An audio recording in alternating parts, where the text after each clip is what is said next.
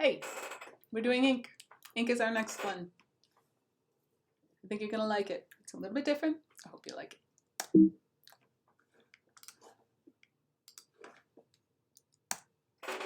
Here are your materials. I'm not going to spend a lot of time on this. You can go through this by yourself. You'll use one piece of good paper, cut in half. You can make it smaller if you'd like. That's okay. Ink takes a lot of time, so I don't mind it being smaller. This is a suggestion for the way that you can set up your pages. They can be smaller, like I said. They can be different, laid out different, however you'd like to do it. That's just fine. You can take a 10 by 12 inch border, 9 by 12 inch border, but make sure you have some samples that you're building.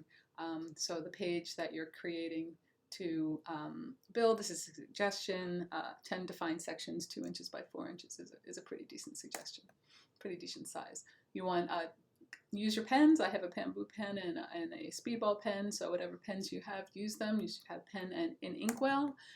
When you dip your pen into the inkwell, make sure it covers that little tiny itsy bitsy hole that's in the pen, because that's going to be the place where the actual ink kind of comes out of slowly. So make sure you put it up to that and over it, but not too far over it, because you don't want to blob all over the place. And then experiment with your pen.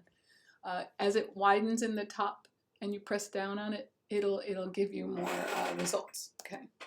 Here's some of the images that I did, and it's a little bit, they're okay. They're not bad. I just went through it quickly and kind of built up some gradations and some textures. You can do anything: X's, O's, lines, dots, anything you want to do.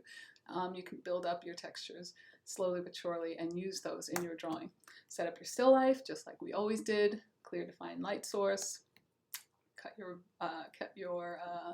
viewfinder. Make yourself a nice viewfinder. It's always nice to have a good viewfinder. Nice heavy stock.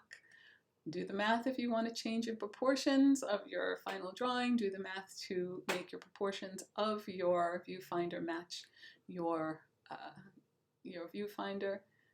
Try not to use an app. Do some math. Math is good for your brain. Define your drawing, where you're going to do your drawing, and then do not outline. Build your textures up slowly but surely, using the darkest areas of the still life as the areas that you apply those textures to.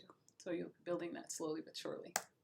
Here's a demo that I did, really slow progression, very gradual, of the areas that were dark in the drawing, and slowly but surely it built up. You can see there's no pencil marks, there's no outlining except where there's some darks, and slowly the drawing emerges. It'll emerge for you because the whiter the page will do its job.